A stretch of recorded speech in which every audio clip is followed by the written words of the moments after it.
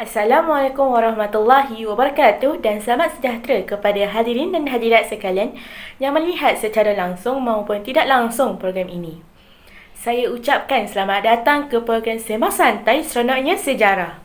Sebelum program kita bermula, marilah kita berkenalan dahulu dengan ahli-ahli panel kita. Kerana bak kata pepatah, tak kenal maka tak cinta. Saya mulakan dengan diri saya dahulu, Nur Zaratun Nisa binti Muhammad Zaini. Nama saya Nur Amira binti Feruz Abadi. Dan saya, Muhammad Alif Iqbal bin Muhammad Nur Effendi. Baiklah Nisa, saya ingin mulakan bicara kita ini dengan soalan, bagaimanakah Malayan Union ini dibentuk dan apakah kronologi penentangan yang dilakukan untuk menghalang Malayan Union daripada terus menguasai tanah Melayu? Baiklah Iqbal, gagasan Malayan Union ini terbentuk secara rasminya pada tarikh 1 April 1946. Hal ini tercetus disebabkan oleh rancangan British Military Administration atau lebih dikenali sebagai BMA ini gagal dalam usaha untuk memulihkan kepercayaan dan keamanan tanah Melayu. BMA ini bermula pada 12 September 1945 setelah tentera Jepun menyerah kalah. Oleh itu, pihak British memperkenalkan gagasan Malayan Union bagi menggantikan BMA dengan tujuan untuk melincirkan sistem pentadbiran, meningkatkan ekonomi dan mengukuhkan pertahanan. Unit perancangan tanah Melayu ini dibentuk di London pada bulan Februari dan diketuai oleh Major General Ralph Hunt dan dibantu oleh setiausaha tanah jajahan British iaitu George Henry Hall untuk membentangkan rancangan ini di Parlimen British pada 10 Oktober 1945. Selepas itu, British yang diwakili oleh Sir Henry McMichael berusaha untuk mendapatkan tanda tangan Sultan pada tarikh 11 Oktober 1946. Beliau menggunakan pelbagai taktik untuk mendapatkan tanda tangan persetujuan daripada 9 Raja-Raja Melayu mengenai perjanjian Malayan Union. Raja-Raja Melayu tersebut yang pertama dikunjungi oleh McMichael untuk mendapatkan tanda tangan ialah Sultan Johor iaitu pada 18 Oktober 1946 dan Sultan Johor menandatangani perjanjian tersebut pada 20 Oktober 1945. Manakala Sultan Selangor menurunkan tanda tangan pada 24 Oktober 1945. Nisa, saya ingin tahu, adakah kesemua Sultan menurunkan tanda tangan secara rela terhadap perjanjian Malayan Union? Tidak Iqbal, ada beberapa sultan yang menurunkan tanda tangan ini secara terpaksa, iaitu Sultan Pahang pada 2 November 1945 dan Yang di-Pertuan Besar Negeri Sembilan pada 14 November 1945. Kesannya, ianya telah menimbulkan reaksi penentangan oleh Raja-Raja Melayu untuk membantah perjanjian Malayan Union. Selepas itu, Raja-Raja Melayu menentang Malayan Union kerana Malayan Union ini dikatakan sebagai bentuk penjajahan secara mutlak oleh British dan menyebabkan Sultan Melayu kehilangan kedaulatan dan kuasa politik. Antara cara bantahan yang dilakukan oleh Sultan ialah membawa kes Malayan Union ini ke Mahkamah Tinggi England pada bulan April 1946. Cara yang lain ialah menghantar surat bantahan ke London, menyokong Kongres Melayu dan memulaukan upacara pelantikan Gubernur Malayan Union serta mengadakan gerakan menentang Malayan Union yang diketuai oleh Permaisuri Perak. Baiklah Nisa, adakah rakyat juga menunjukkan penentangan terhadap Malayan Union? Ya Nurin, rakyat juga menunjukkan penentangan terhadap Malayan Union apabila rakyat mengetahui secara umumnya pada 12 Oktober 1945 melalui suratan akhbar majlis. Sehari selepas ketibaan McMichael, bantahan rakyat terhadap Malayan Union ini dilakukan melalui akhbar, peranan tokoh cendekiawan, Persatuan Melayu, Kongres dan perhimpunan secara besar-besaran. Melalui bantahan akhbar ini, rakyat menyuarakan bantahan secara keras dan mengutuk Malayan Union. Para cendekiawan juga turut melakukan bantahan dengan menjadi benteng barisan hadapan untuk menentang Malayan Union. Selain itu, bantahan Persatuan Melayu merupakan himpunan daripada beberapa persatuan yang bergabung menjadi penggerak terhadap bantahan gagasan Malayan Union. Manakala terdapat juga bantahan yang dilakukan di negeri Kelantan pada 15 Disember 1946, Kedah 19 Januari 1946 dan Johor 10 Februari 1946. Dengan kerjasama para sultan, Seterusnya, penentangan oleh rakyat juga turut dilakukan dengan mengadakan Kongres Melayu yang berlangsung pada 1 Mac 1946 sehingga 4 Mac 1946 di Kampung Baru yang melibatkan 41 buah pertubuhan Melayu. Akhir sekali, penentangan yang dilakukan ialah United Malay National Organisation ataupun UMNO menganjurkan bantahan secara besar-besaran di sekitar 6 negeri, iaitu Kedah, Pulau Pinang, Perak, Kuala Lumpur, Negeri Sembilan dan juga Selangor. Iqbal, adakah kamu tahu tentang sejarah Sarawak diserahkan kepada kerajaan British? Ya, saya tahu. Kenapa Nurin? Bolehkah kamu ceritakan bagaimana proses berlakunya penyerahan negeri Sarawak kepada kerajaan British? Oh, sudah tentu boleh.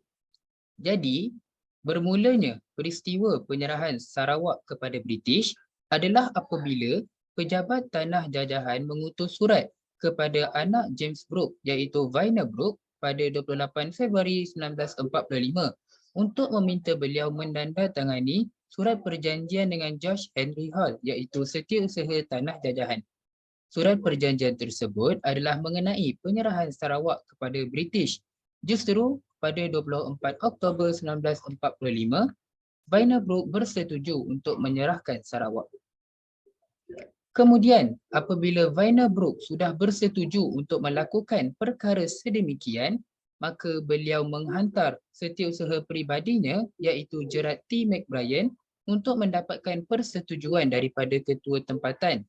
Setelah Gerard T. McBrien berjaya memperoleh persetujuan daripada ketua tempatan, beliau pulang ke England bersama-sama dengan dokumen tersebut. Akan tetapi, penyerahan Sarawak kepada British dibuat tanpa pengetahuan rakyat Sarawak. Oleh itu, kerajaan British mengarahkan Vaina Brooke supaya mendapatkan kelulusan Majlis Negeri dan persetujuan rakyat Sarawak terlebih dahulu.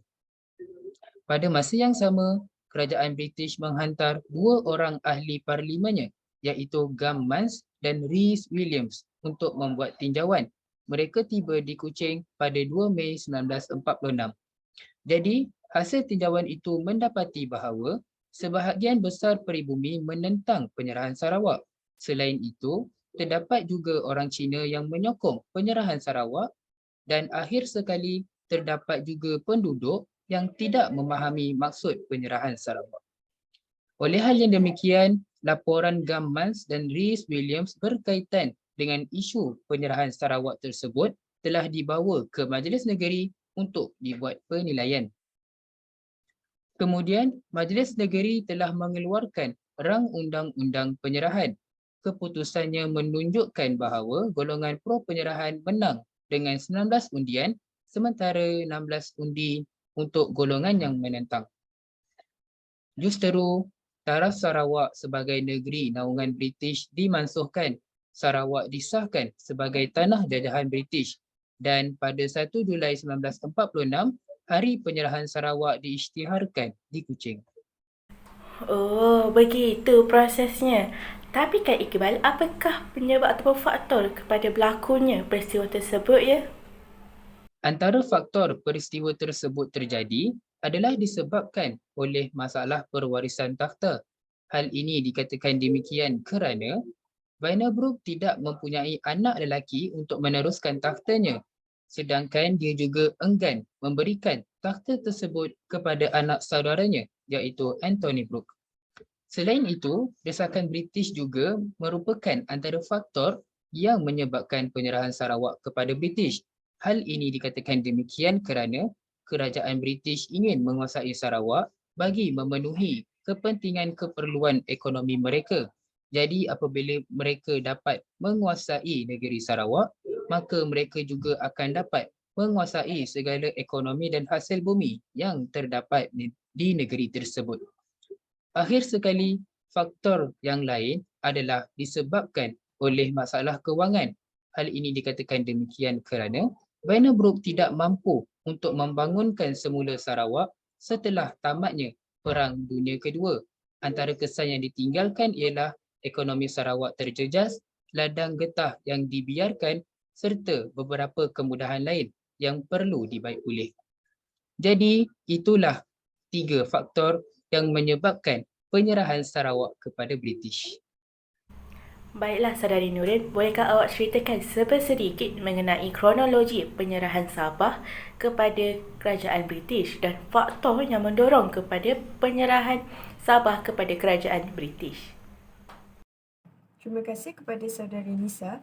Sebelum saya menerangkan tentang apa itu reaksi rakyat tempatan terhadap penyerahan Sabah kepada British, eloklah saya menjelaskan terlebih dahulu faktor yang mendorong berlakunya peristiwa tersebut. Seperti yang kita tahu, Sabah juga telah dibebaskan daripada pemerintahan Jepun dengan bantuan BMA seperti di Sarawak. Di Sabah, BMA telah membebaskan 2 kawasan kawalan tentera Jepun iaitu di Kota Kinabalu pada 28 September 1945 dan juga disandarkan pada 19 Oktober 1945. Selepas pembebasan tersebut, pentadbiran Sabah telah diambil oleh ahli BMA yang diketuai oleh CFC Maceski. Tujuan penyerahan Sabah kepada British adalah untuk mengembalikan keamanan dan juga ketenteraman Sabah selepas berlakunya Perang Dunia. Penyerahan Sabah kepada kerajaan British bermula apabila Syarikat Borneo Utara British SBUB telah menandatangani satu perjanjian dengan kerajaan British pada 26 Jun 1946. Sabah kemudiannya menjadi tanah jajahan British yang ditadbir oleh Gubernur British yang pertama iaitu Sir Edward Twining. Antara faktor yang mendorong penyerahan Sabah kepada kerajaan British adalah untuk memenuhi kepentingan British. Hal ini dikatakan sedemikian kerana British bakal memberikan kemerdekaan kepada Sri Lanka, India dan juga Burma dan berpandangan bahawa Sabah dapat menggantikan jajahan tersebut untuk membekalkan bahan mentah dan juga kawasan pasaran bagi barangan British. Jadi, faktor yang seterusnya adalah untuk meneruskan dasar British dalam hubungan luar. Semasa pemerintahan SBUB, Sabah merupakan negeri naungan di bawah British. Sehubungan dengan itu, British telah menguasai perhubungan luar dan juga pertahanan Sabah. Keadaan ini telah mendorong pihak SBUB untuk membuat keputusan bagi menyerahkan Sabah kepada British.